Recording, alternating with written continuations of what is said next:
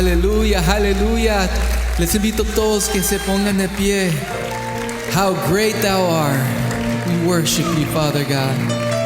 Te exaltamos, Señor. Cierra tus ojos ahí donde te encuentras. En esta mañana tenemos el gran privilegio de exaltar a nuestro Dios Todopoderoso, el gran yo soy que se encuentra aquí en esta mañana. Levanta tus manos en alto y adórale con todo tu corazón. Él anhela escuchar tu canción. Él te puede escuchar ahí donde tú estás. Solamente acércate a Él y a su presencia.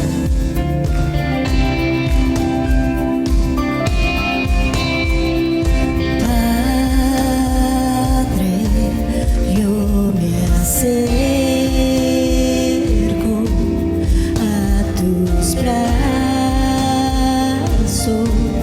a tu gloria.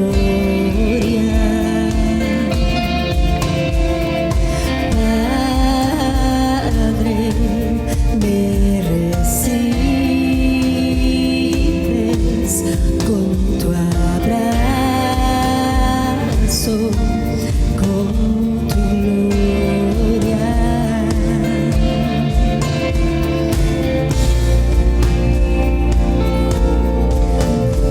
Gracias, Padre.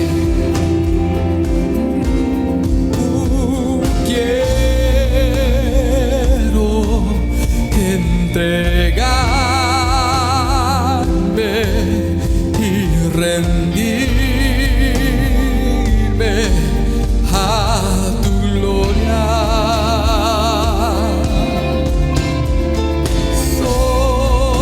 Solo por tu gracia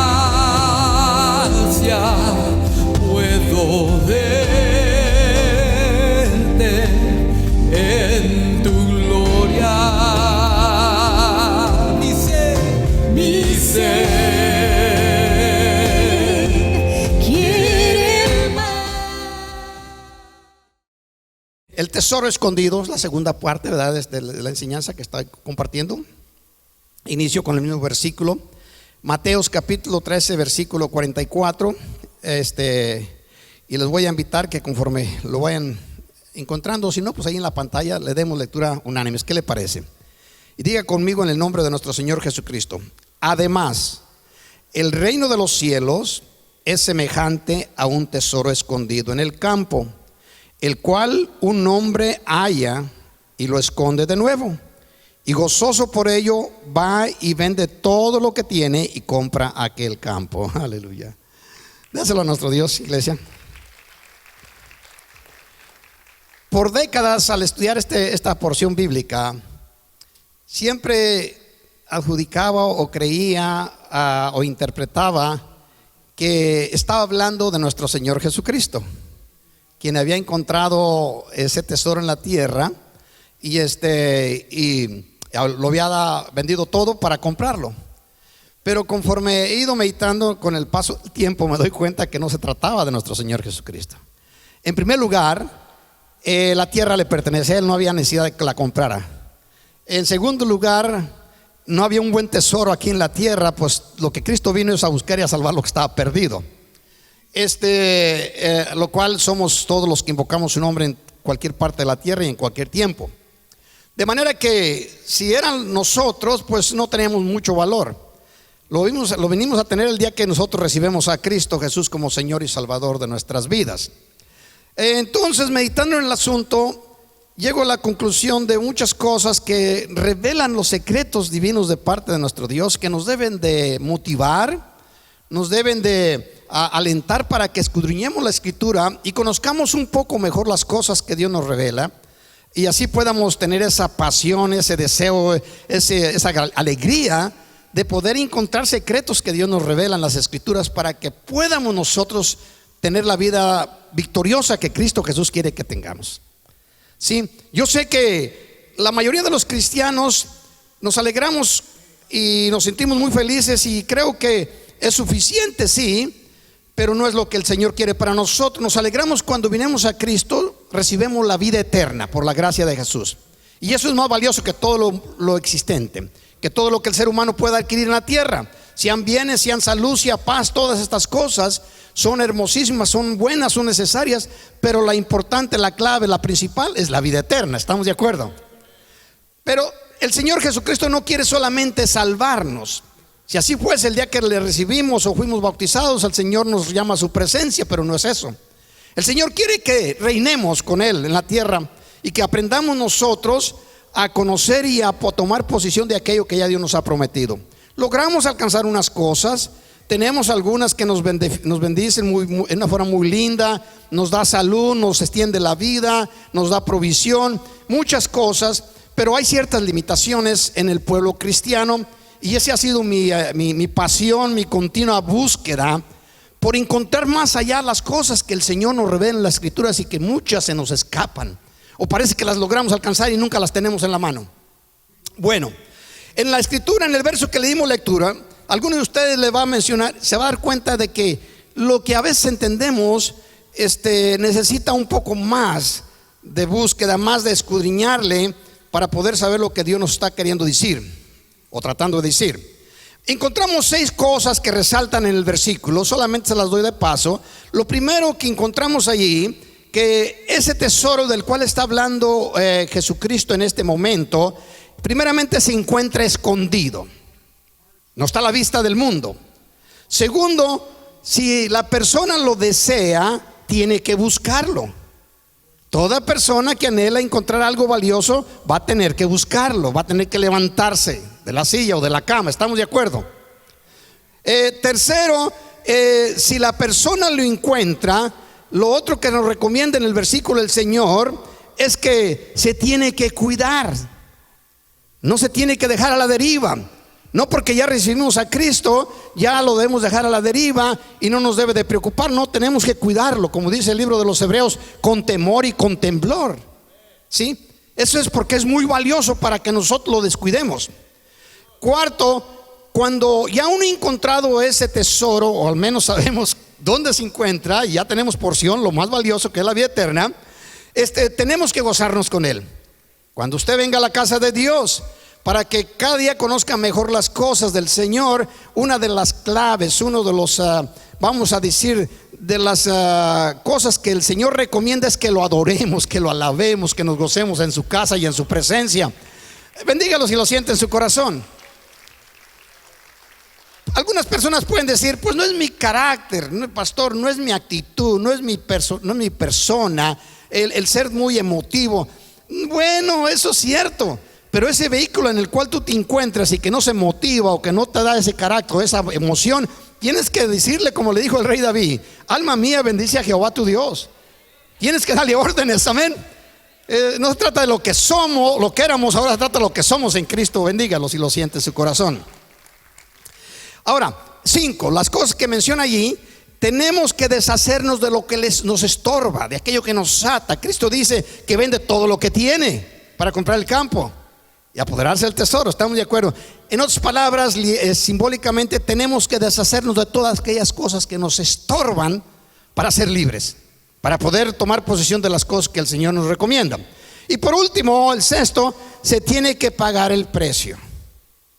Se tiene que pagar un precio. La Escritura dice que si encuentras la sabiduría, cómprala y no la vendas. ¿Sí? Reténla. Se tiene que pagar el precio. La mayoría de los cristianos escudriñan muy poco las Escrituras. Todo depende de la revelación de la palabra de nuestro Dios. Todo. De manera que en este mundo, si queremos nosotros conocer mejor las cosas, cómo poseerlas, cómo tomarlas, cómo conservarlas, tenemos que escudriñar la palabra, y conforme vayamos recibiendo revelación de ella, empezar a practicar aquello que se nos está diciendo de parte de nuestro Dios. Porque si no practicas lo que se te dice, de poco aprovecha que lo escuches y lo aprendas. Pues no se trata solamente de palabras, se trata de hecho. La palabra de nuestro Dios nos dice: la fe sin obras, ¿está qué? Está muerta. ¿Sí? De manera que es algo muy importante. En el libro de Proverbios, el rey Salomón dice estas palabras, capítulo 2, versículos 4 y 5, dando a entender la forma en que la mayoría de la humanidad busca los tesoros. Dice así, hablando de la pasión que debe tener la persona por la palabra: si como a la plata la buscareis y la escudriñareis como a tesoros, entonces entenderás el temor de Jehová, que es el principio de la sabiduría, y hallarás el conocimiento de Dios. Encontrarás la revelación que Dios te está dando a través de su bendita palabra. Sí, como a la plata y al oro la buscaremos. Amén. La palabra que se usa allí de la buscares es una palabra que también constantemente la escudriñares. La mirases, la minuciosamente la estuvieras como inspeccionando aquella palabra. ¿Qué es lo que me está queriendo decir? ¿Sí? No solamente leer el versículo y aprenderlo de memoria.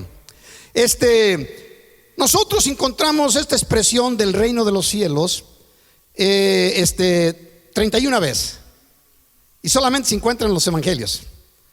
La palabra reino de Dios se encuentra 53 veces en los 4 evangelios, no usando el resto de la Biblia, 53 veces. Pero la palabra el reino de los cielos se encuentra 31 veces y solamente se encuentra en un libro, en el libro de Mateo, el cobrador de taxas.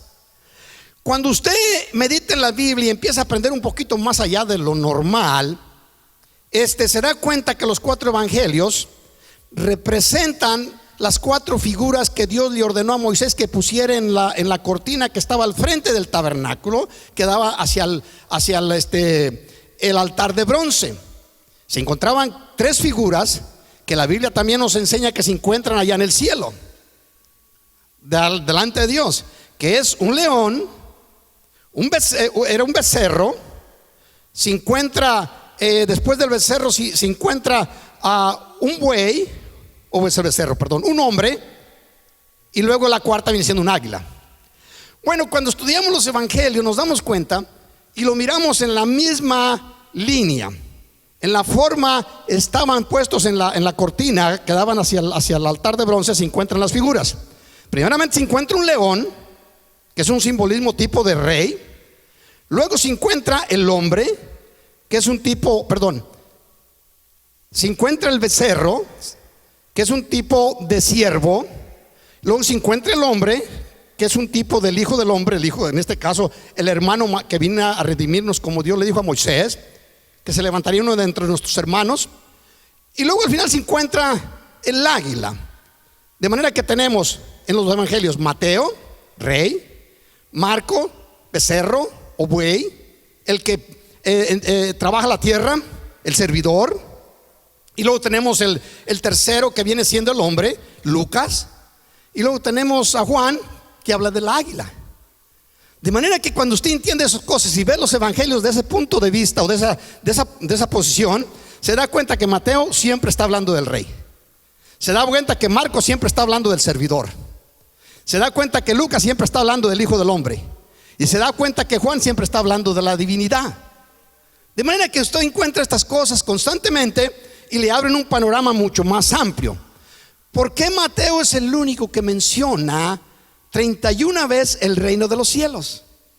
Siempre ha habido bastante debate si el reino de los cielos es lo mismo que el reino de Dios.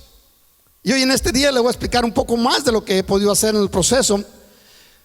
El reino de Dios, para que usted comprenda un poco mejor las cosas, el reino de Dios está hablando de toda la creación, de toda, no solamente de la tierra, no solamente de los seres humanos, animales, también de todo el universo. El reino de Dios incorpora todo lo creado por Dios y todo le pertenece a Dios. ¿Estamos de acuerdo? Sin embargo, el reino de los cielos, recuerda, el reino de Dios es singular, el reino de los cielos es plural. El reino de los cielos es una pequeña porción del reino de Dios insertada en el reino de el reino de los cielos es una pequeña porción que está insertada en el reino de Dios. Para tratar de explicarlo así rápidamente, de una forma un poquito más entendible para algunos, si tú tienes el banco, vamos a hablar del Banco de América, es un banco nacional, internacional. Hay cuentas de banco dentro. Y considere que el banco es el reino de Dios. Ahí se encuentran todas las cuentas. Y en esas cuentas se encuentra una que representa el reino de los cielos. En esa cuenta del reino de los cielos se encuentra en diferentes lugares, donde quiera que esté ese banco, por decir ese ejemplo. Bueno, el reino de los cielos se encuentra en toda la tierra. y se encuentra a merced o al servicio de los hijos de Dios. Poco a poco me voy a ir explicando. El reino de Dios beneficia a todas las criaturas, a toda la creación. Beneficia a los buenos y a los malos, a los animales y a los seres humanos. Ejemplo, si sales ahorita en este momento para afuera, es posible que miremos el sol. El sol es parte del reino de Dios, ¿estamos de acuerdo? Y el sol sale sobre buenos y malos. El reino de Dios le beneficia a toda la creación. El reino de los cielos solamente le beneficia a los hijos de Dios. Solamente a los hijos de Dios. Para que, yo sé que lo he mencionado en muchas ocasiones, pero lo voy a volver a traer para que podamos entender e interpretar algunas cosas. Cuando el pueblo de Israel caminaba por el desierto, nos encontramos nosotros que la Biblia nos habla constantemente que el pueblo acampaba alrededor del tabernáculo. El tabernáculo era donde la gloria de Dios se encontraba y le daba sombra, o le daba como una cúpula, protegía como si estuviera en un invernadero a todo el campamento del pueblo de Dios. Esa porción que caminaba por el desierto, por donde iban ellos, lo seguía esa protección. Ahí en ese momento, en esa cobertura que Dios había puesto sobre su pueblo, no entraban, increíble, pero no entraban las fieras, no entraban las serpientes, no entraban los animales, porque la gloria de Dios protegía ese lugar. ¿Sí? Solamente que pecaran, entonces Dios les permitía que estos fueran alcanzados por el mal. Pero piensen esto, para que tengamos una idea un poquito más amplia. Conforme caminaban, la Biblia nos enseña, los historiadores y los que estudian, que eran aproximadamente cerca de 2 millones de personas, sin incluir los animales, dándonos a entender que en ese proceso, en ese desierto donde ellos estaban, allí no los afectaba el sol. Claramente sabemos que en ese desierto las temperaturas suben a 140, 150 grados Fahrenheit y bajan hasta 30, 40 bajo cero. Imagínense las diferencias de temperaturas en el desierto, porque no hay humedad. Bueno, Dios protegía todo eso, y todo el pueblo que estaba dentro de ese campamento no le afectaba el sol y no le afectaba el frío, y no tenía necesidad. Tenían la provisión que era necesaria para su alimentación. Nomás póngase a meditar un poquito. Según estaba yo estudiando un poco, para alimentar de agua solamente al pueblo de Israel, los 2 millones de habitantes, y la cantidad de animales que tenían, se necesitaban alrededor de 500,000 de galones de agua diaria. 500,000, un lago completo. Y esa agua les era provista por una roca. ¿No era extraordinario eso? Una roca les proveía de agua, y por donde caminaban ellos, conforme se movían, la roca los seguía. Y Pablo lo revela en el Nuevo Testamento. No lo hubiéramos sabido nosotros si Pablo no nos lo revela. Y la roca que los seguía era ¿quién? Cristo. De él mana la vida, de él manaba el agua.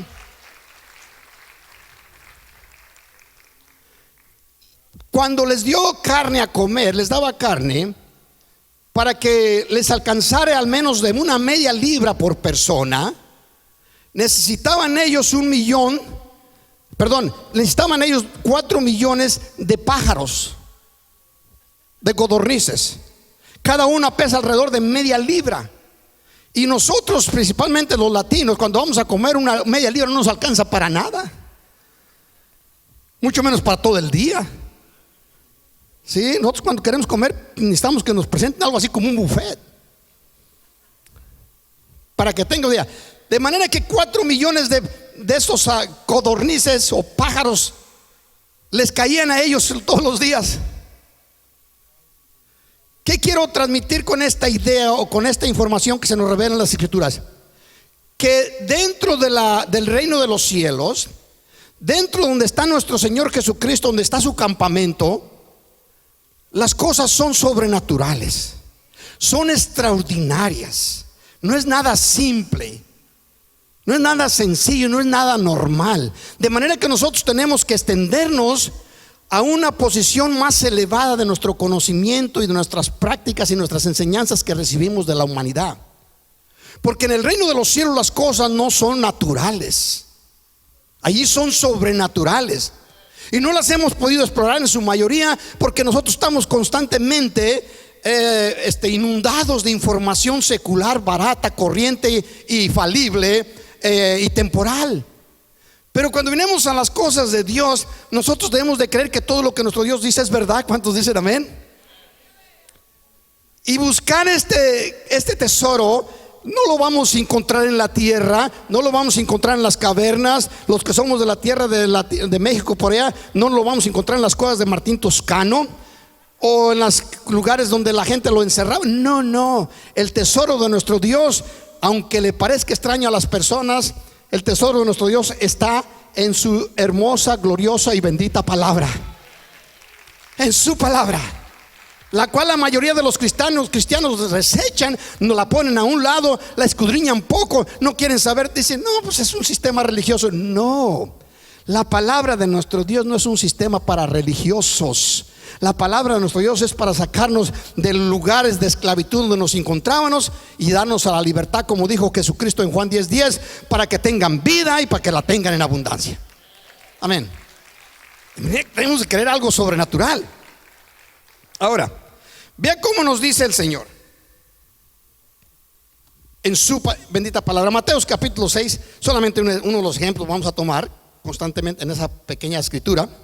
Mateos capítulo 6 versículo 25. Por tanto os digo, no os afanéis. Dígale a los hermanos, el Señor nos recomienda que no nos afanemos. Usted escucha, platica con alguien, se va a dar cuenta que constantemente son perseguidos por depresiones, deudas, informaciones que reciben a través de los medios de comunicación, que nos anda persiguiendo el diablo, y cuántas cosas, y las creemos, las aceptamos como un hecho. Y cuando se trata del mensaje divino de Dios, lo recibimos como si fuera una historieta, una anécdota o una promesa, y no creemos que sea la palabra tangible, infalible del creador del universo. No la miramos de esa manera. Aprendamos un versículo bíblico, lo aprendemos, pero más lo recitamos como los cassettes, como los pericos, ¿verdad? Nunca nadie ha tenido un perico que hable. Eso sí que me extraño, esos animales. Yo ya tengo, no les voy a decir mi edad, pero ya tengo tanto tiempo queriendo aprender el idioma y todavía tengo muchas dificultades. Y esos animales lo repiten con punto y coma a veces. Mateos capítulo 6 versículo 25. Por tanto os digo, no os afanéis por vuestra vida, qué habéis de comer, qué habéis de beber, ni por vuestro cuerpo, qué habéis de vestir. El alimento y la ropa son esenciales para el cuerpo, pero si la persona se afana para adquirirlos o conseguirlos, puede enfermar el cuerpo. Sí, porque no está hecho el cuerpo, no está hecho para estar sufriendo ese bombardeo constante. Dios lo hizo para que tuviésemos ese vehículo, lo cuidásemos. Pero cuando el afán, que yo no sé cómo es que las mujeres que conoce uno por acá entre la familia, entre los hermanos, compran ropa todo el tiempo y nunca logran tener suficiente. No sé a qué se debe. Yo miro a mi hijo constantemente, mi hijo Ismael, llegar con ropa. Yo sé que sus niños están creciendo y van dejando la ropa, pues quizás tengan razón, pero constantemente llegan con cosas a la casa y luego llenan, y luego después llega un momento en que llenan cajas y luego las llevan por allá a dárselas al, no sé a quién, pero ¿cómo? Goodwill. Sí, y llevan y sacan y llevan. Y siempre compre y nunca logran tener suficiente. Yo les digo, mi closet está chico, mi closet no es muy grande, y creo que tengo ropa y zapatos ahí para 3-4 vidas mías.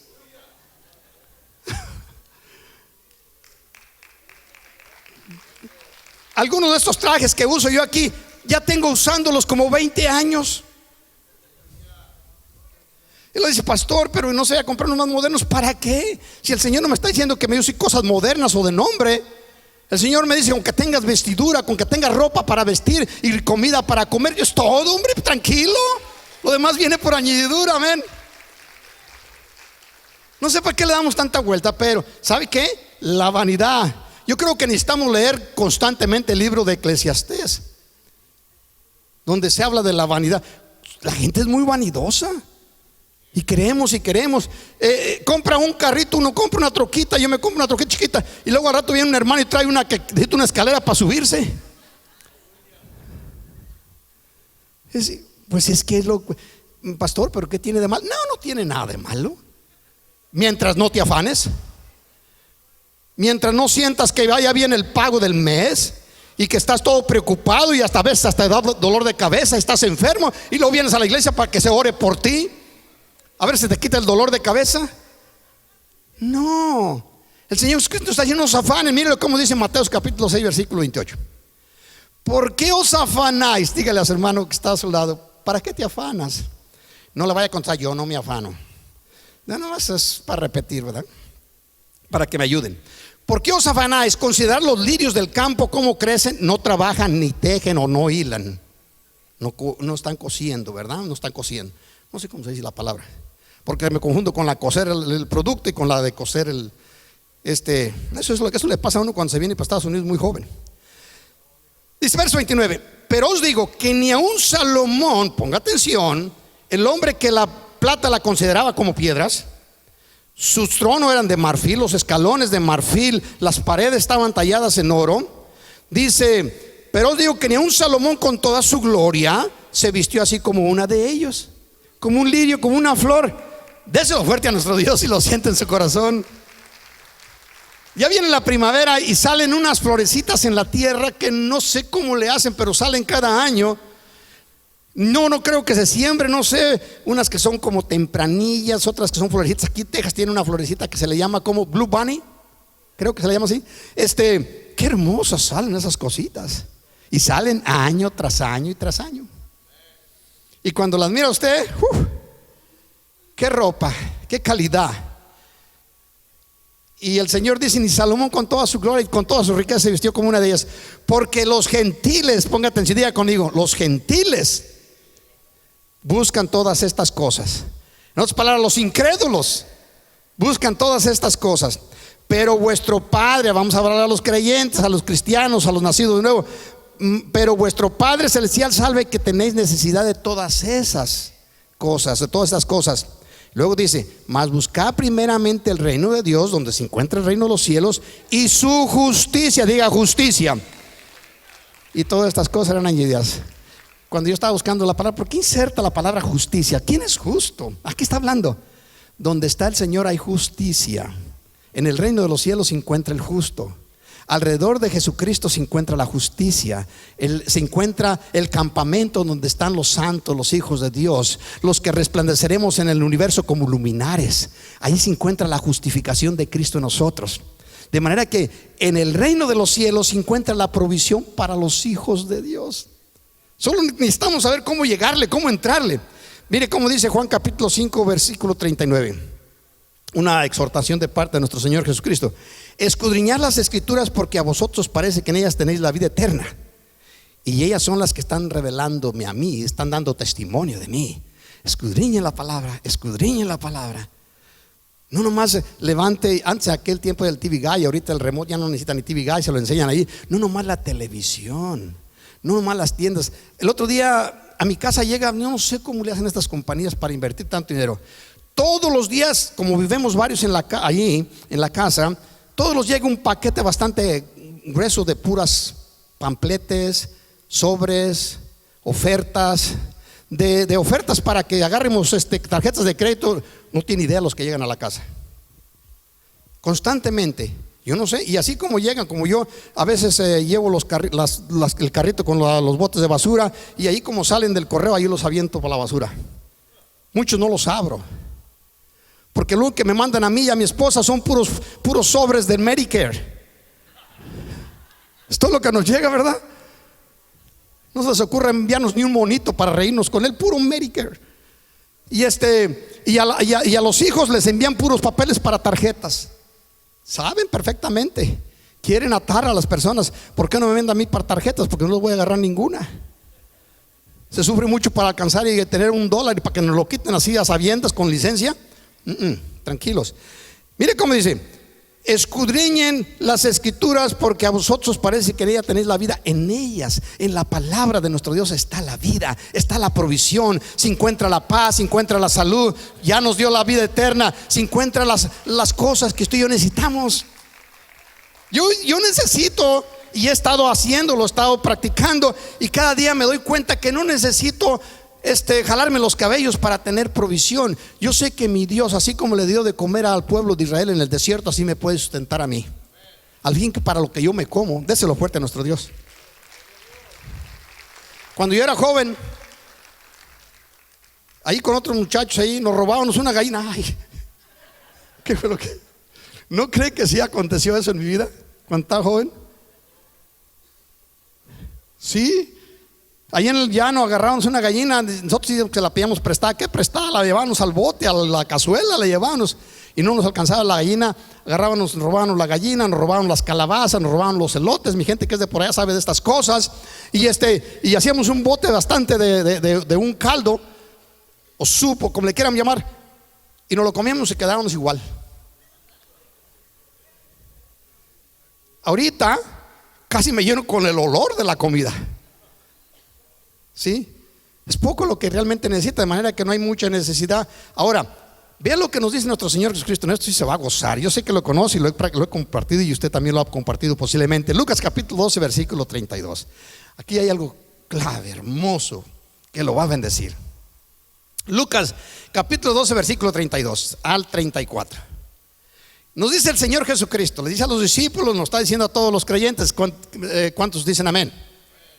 Nos lo dice también a nosotros. Dice: no temáis, manada pequeña, porque a vuestro Padre le ha placido daros el reino.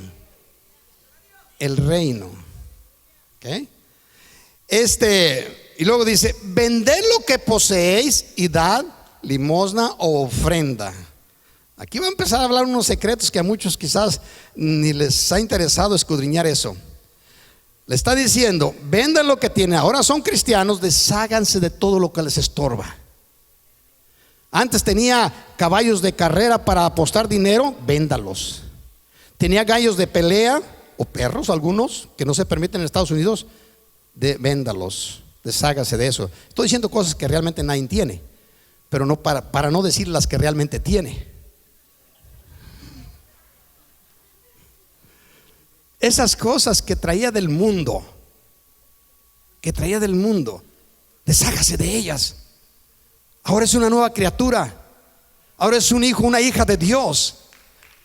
Si alguno está en Cristo, nueva criatura es. Las cosas viejas pasaron y aquí todas son hechas nuevas. Cristo está diciendo: encuentras el tesoro, deshácete de todo lo que te estorba. Vende todo lo que tienes, que adquiriste, que no te suelta, no te logras liberar de ese asunto. Algunos me han llegado a decir: pastor, yo trabajo en esto, me acepté a Cristo y trabajo en estos lugares donde hay borrachos y mujeres que venden sus propias vidas. No sé cómo les llaman. Alguien como un club, vamos. Dice: trabajo allí, yo soy el cantinero, yo soy el que arreglo los frescos allí, los tragos y todo eso. Y ahora ¿qué hago? Si me deshago de ese trabajo, me voy a morir de hambre. Y le digo: hombre, qué poca confianza tienes tú en Dios. ¿Qué confianza es esa? ¿Por qué, pastor? Si Dios le dio de comer a la gente en el desierto, si alimenta a los pájaros que andan ahí, que no se andan preocupando de nada, ¿no crees que te puede alimentar a ti, hombre de poca fe? Larga lo que no sirve y busca lo que Dios te está abriendo la puerta. Me dice: sí, se ve muy bonito, muy sencillo. Lo es.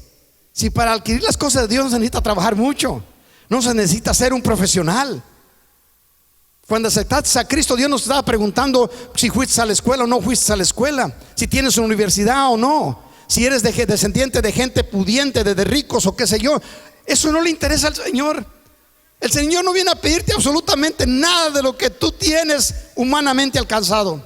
El Señor viene a pedirte el corazón. Dame, hijo mío, tu corazón y ande tu vida, tu persona por mis caminos. Pues Dios, ¿qué le vamos a dar a Dios? ¿Qué le vamos a dar? ¿Sabe lo que dijo el profeta Miquías? Dijo: ¿con qué me presentaré delante de Jehová? ¿Me voy a presentar con ríos de aceites? ¿Ríos de aceite para ofrecerle a Dios? ¿O con 10,000 sacrificios de animales?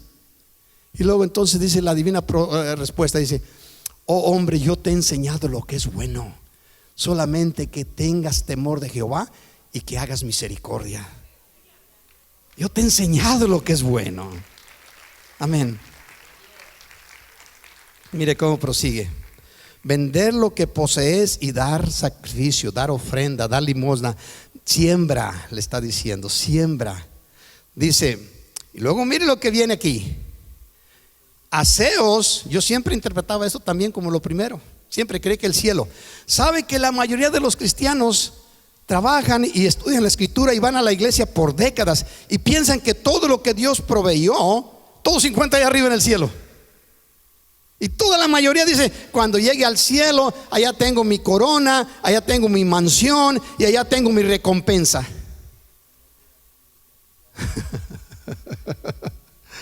Ok, la hermana dice: también es verdad. Pues sí tiene ahí todas esas cosas, pero lo que menos te debería de preocupar si hay provisión o no en el cielo. Si tienes techo donde vivir. Si no tienes una mansión como se ha enseñado, como la Biblia lo transmite ahí, que tiene que ver otra interpretación que un día compartiremos, no te preocupes de eso. Si no tienes una casa donde vivir allá en el cielo, pues quédate en la ciudad de oro. Ahí para toda la gente si quieres. Quiero dar a entender con esto: lo que menos le debe de preocupar al cristiano es lo que hay allá arriba. Si estando Dios es suficiente. Lo que nos preocupa a nosotros aquí, lo que hay acá abajo, es lo que nos necesitamos. Y Dios no nos dejó a la deriva. Dios no nos dejó a ver si la logramos hacer, a ver cómo salemos y todos raspados como las piñatas. No, no, no. Dios es nuestro proveedor y de Él es el oro y es la plata. Es el Señor de toda la creación. Es el que puede sanarnos, el que puede extendernos la vida, el que nos da confianza. Dios lo es todo si tan solo podemos creer en Él. Bendígalo con su ofrenda de palmas. Dice: aseos, ponga atención, porque aquí le va a gustar esto. Aseos, bolsas que no se envejezcan, tesoros en los cielos, no en el cielo, en el reino de los cielos, plural, en los lugares donde está el campamento de Dios. Hacer tesoros, bolsas que estén en los campamentos de Dios, donde Dios está con su pueblo. Allí ustedes siembren, allí ustedes pongan las bolsas, porque mire, ponga atención, que no se envejezcan, tesoros en el cielo que no se agoten.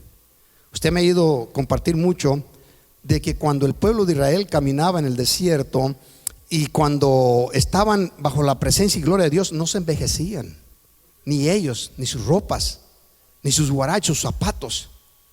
De manera que podía comprarse unos Nike y le duraban los 40 años. Mi esposa le compró unos tenis, no eran Nike, era de los más baratitos que había en aquel tiempo. Cuando nos fuimos para México estaba el niño chiquito, eran blancos y rojos, ¿verdad? ¿Te acuerdas? Converse, Comforts, como sea. Así como dice mi Jani. Y andaba mi hijo con unos chiquitos, ¿verdad? Tenía como unos 7, 8 años y andaba con sus tenis. Era tan más cuidadoso mi hijo que el tiempo que estuvimos allá, de tiempo en tiempo el lodo, las cosas se le pegaban, y luego él se levantaba tempranito, los sacaba, los lavaba, y luego tenía colores de esos que no se borran, marcadores, ¿verdad? Y luego agarraba el marcador del rojo y le pintaba la parte roja bastante bien, y luego pintaba la blanca y luego pintaba la negrita si tenía los cadetes esos, y las agujetas, y todo lo pintaba. Ya cuando salía en la tarde para dar la vuelta con Semi o Samuel, el primo, mi hijo salía con unos tenis que parecían que andaban brillando, principalmente el domingo. No se le acababan. Yo creo que habitaba en el reino. Y así el pueblo de Israel. Ponga atención, porque ahora le va a convenir escuchar esto. Dice que no se envejezcan, tesoros en los cielos que no se agoten, donde el ladrón no llega ni polilla destruye. El ladrón no puede meterse dentro del campamento de Dios. ¿Se acuerda usted lo que acontecía en el desierto? Y también Pablo lo menciona a la iglesia de Corintios, en 1 de Corintios capítulo 5 versículo, no me acuerdo el versículo por ahí, cuando empieza a hablar de un hombre que estaba en la iglesia, que estaba pecando, teniendo relaciones con la esposa de su papá, que no era su madre, claro. Y entonces Pablo dice: agárrenme ese perdido, agárrenme esa persona, ese impío, sáquenmelo fuera y entréguenselo a Satanás. ¿Qué estaba diciendo Pablo? Sáquenmelo del campamento, sáquenmelo de la iglesia, para que allá sea expuesto en su carne al enemigo. Bueno, cuando el enemigo no podía meterse al campamento, pero los creyentes que pecaban contra Dios sí los podían echar para fuera del campamento. ¿Se acuerda de María, la hermana de Aarón? Bueno, lo que está diciendo el Señor: mientras estés en el campamento, allí no puede entrar el ladrón a minar, a robar, porque ese es el reino de nuestro Dios. En esa pequeña porción, si tú te encuentras en tu casa con tu familia, allí está el campamento de Dios. Allí no puede entrarte el enemigo, si tan solo lo puedes creer de que tú eres un hijo, una hija de Dios. ¿Sí? La casa de Dios es el ejemplo principal. Luego dice, tesoros en los cielos que no se agoten, donde el ladrón no llega ni polilla destruye, porque donde está vuestro tesoro, allí está también vuestro corazón. Déselo fuerte al Señor.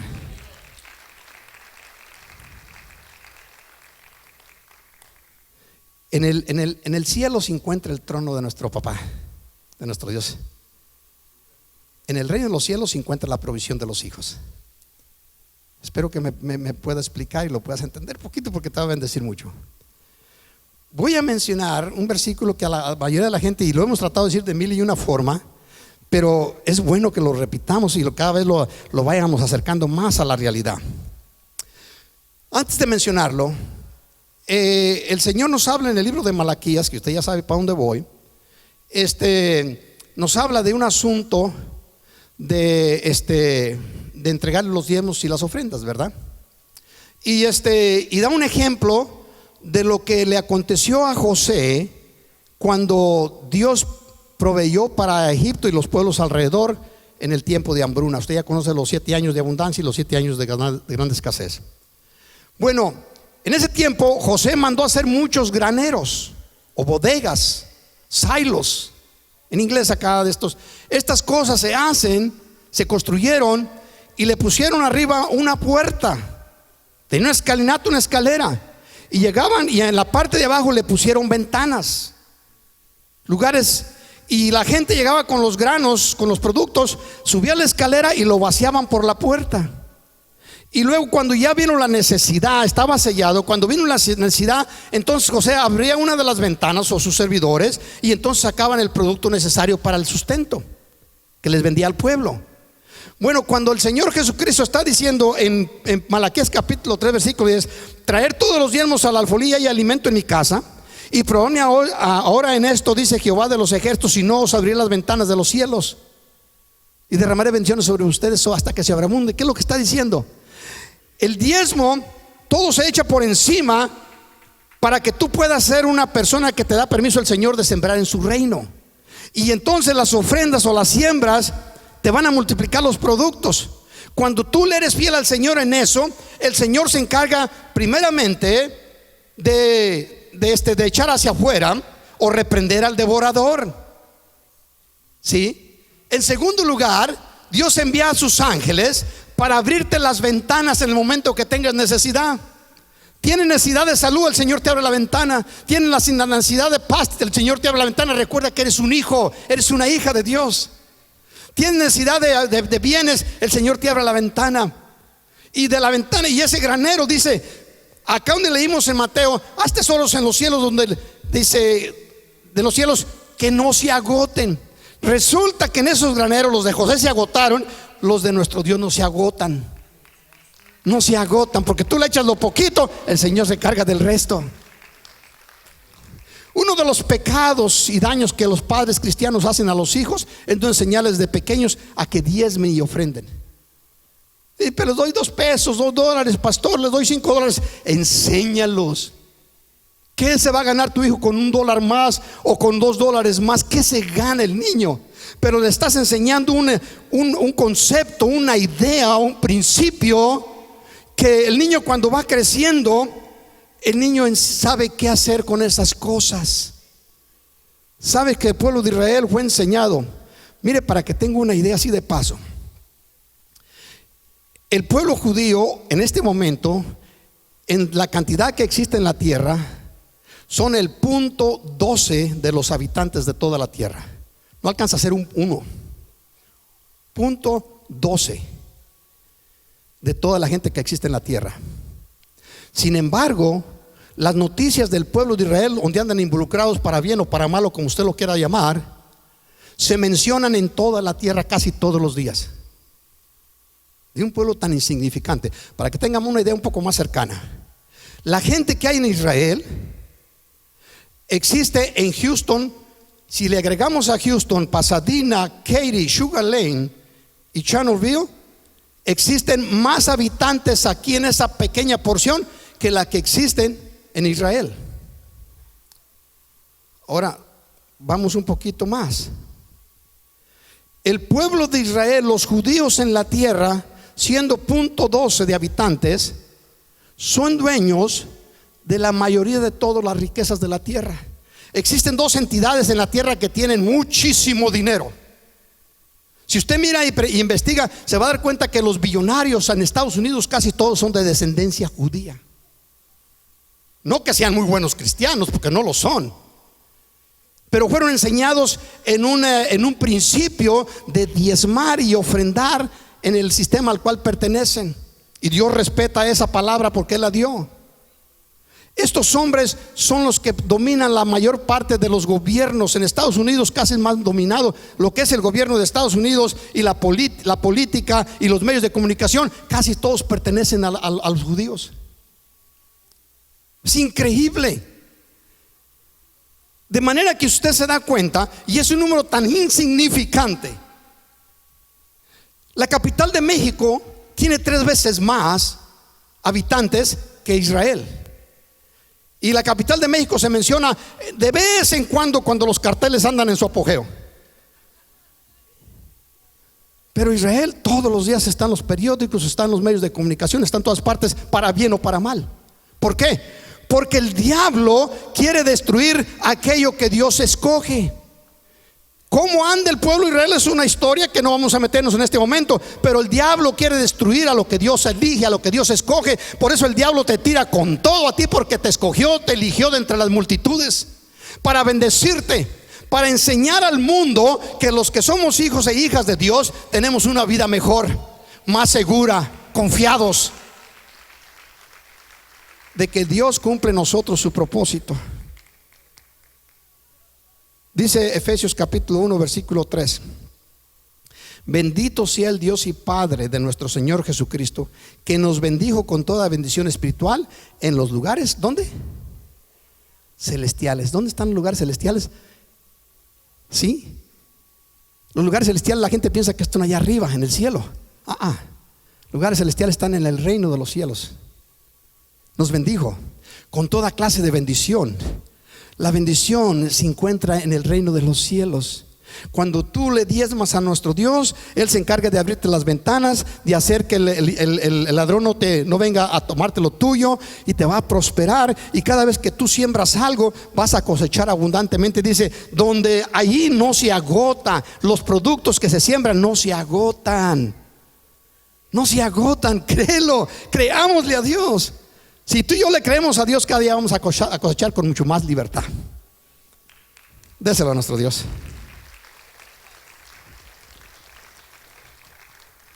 Lo importante es escudriñar las escrituras, buscar, y tan solo cuando encuentras algo en las escrituras, creerle a nuestro Dios. Creerle. Porque ese es el dilema, es la situación en la cual nosotros nos movemos, vivimos. Pero es que es casi imposible. Sí, para los hombres es imposible. Para ti, para mí no lo vamos a lograr. Pero cuando le creemos a nuestro Dios, deja que Dios sea el que resuelva la situación, resuelva el problema. Cuando tú cumples lo que Dios te dice, deja que Dios cumpla con lo que Él prometió. Porque si no cumple, entonces ya el problema no es tuyo, el problema es de aquel que es mayor que todos. Y Dios nunca tiene problemas. Nunca, nunca. Amén. Yo creo que estamos llegando a momentos donde los hijos de Dios debemos de conocer un poco mejor el asunto de este tesoro que Dios almacenó en el reino de los cielos. Y ya quítate poco a poco, estudia para que puedas quitártelo con más facilidad de que el reino de los cielos está allá arriba. No, pues allá arriba, ya entonces, palabra, ahorita estás muriendo de hambre, ¿para qué quieres comida allá arriba? Aquí la comida la necesitamos aquí, ¿estamos de acuerdo? ¿Para qué queremos ropa en el cielo? O sea, tenemos una gloria de Dios, no necesitamos ninguna ropa. Vamos a andar con la gloria de Dios vestidos de luz. Por eso vamos a resplandecer como luminares en el cielo. La Escritura nos enseña lo que nos espera. Lo empezamos a disfrutar aquí en la tierra. ¿Cuántos dicen amén?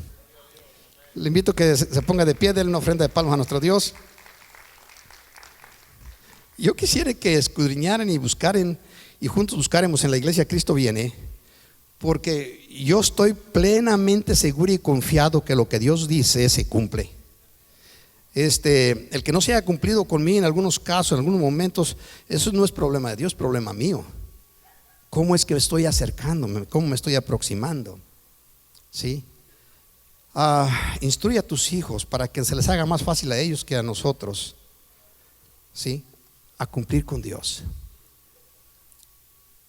Cerrando tus ojos, si te es posible, o inclinando tu rostro. Quizás alguna de las expresiones que dije te va a motivar a escudriñar, a buscar con diligencia. Quizás algunas te hacen que te sientas emocionalmente un poco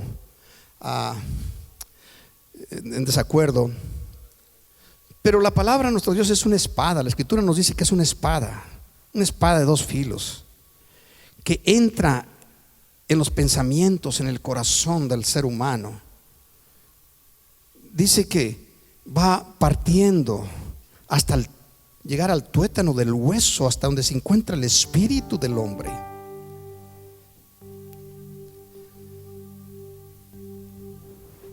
Padre, ayúdanos a comprender mejor las cosas. Señor, te amamos, tú sabes que te amamos y nosotros sabemos que tú nos amas con amor entrañable. Pero que tú no puedes violar tus propias palabras y promesas que nos has dado, porque tú no violas lo que tú ya estableciste y nos lo pusiste de tal manera que nosotros pudiéramos entenderlo.